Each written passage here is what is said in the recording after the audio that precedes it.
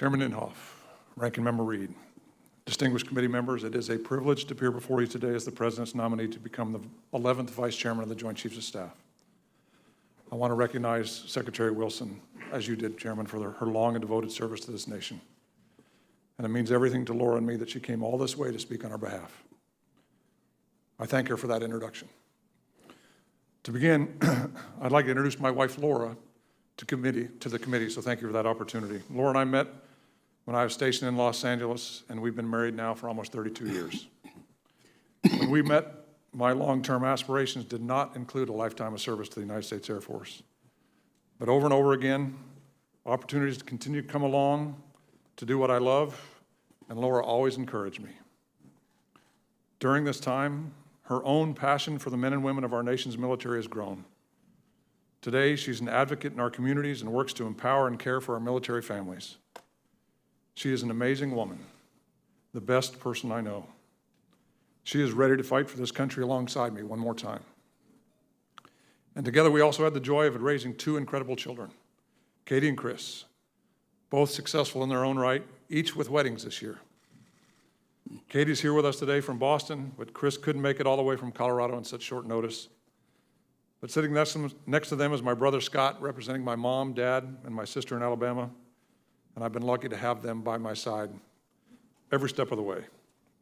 This last Christmas, I was asked to talk over with my family whether or not I would consider serving in another position if it were offered. I wasn't sure what I would say, but this was clearly a family decision.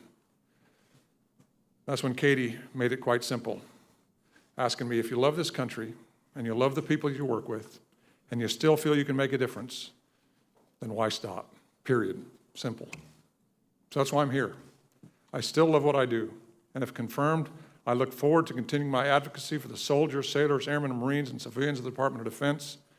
When the nation provides them the right tools, they have proven time and time again they are our greatest advantage over any adversary. But as I sit here today, as has been discussed, I'm intensely aware of the allegations made against me concerning one of the most serious problems we have in the military, sexual assault. It has been a painful time for me and my family, but I want to state to you and to the American people in the strongest possible terms that these allegations are false. There was a very extensive, thorough investigation that Dr. Wilson described, which revealed the truth. Nothing happened, ever.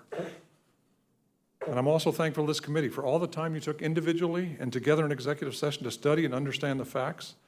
I really think the integrity of both the investigation and the nomination process are critical, not only for everybody involved, but for our nation's citizens as well. So I stand by the truth. And I thank the committee for its unwavering commitment and support to our national defense, as well as the men and women who serve. If confirmed, I look forward to working across the Department of Defense with our friends and allies, the interagency, members of Congress, to address an ever-widening spectrum of challenges confronting our nation. While we've not yet ceded our advantage, we are facing direct challenges across all domains, and particularly in areas of long-held superiority like space and cyberspace. We're in a position where we must address resurgent peers who have long-term strategies to supplant the global influence of the United States and our allies. Finally, the threats from violent extremists and transnational groups will persist, and so we cannot lose focus on this asymmetric challenge and the challenge they represent. In order to address these myriad challenges, the Department must continue to field a best-in-the-world force. No son or daughter of ours should ever go into combat with second-best equipment. We do not ever want a fair fight. We must be prepared to meet the threats directly head-on in order to deter and dissuade adversary aggression, and if necessary, fight and win our nation's conflicts. To do this, we must maintain our ready and lethal force, and we cannot break the bank doing it. So if confirmed, I commit to you that I'll work to find effective and efficient solutions to these challenges, leveraging the best of American ingenuity and know-how. So Chairman Inhofe, Ranking Member Reed, members of the committee, thank you again for the opportunity to appear before you today. I thank the President and the Secretary of Defense for their confidence in me. I also wish Chairman and Mrs. Dunford and Vice Chairman and Mrs. Silva Godspeed on their pending retirements. They'll be missed, and if confirmed, I will work hard every day to carry on their legacy, maintaining the highest standards of the Joint Staff, the Department of Defense, and of our nation.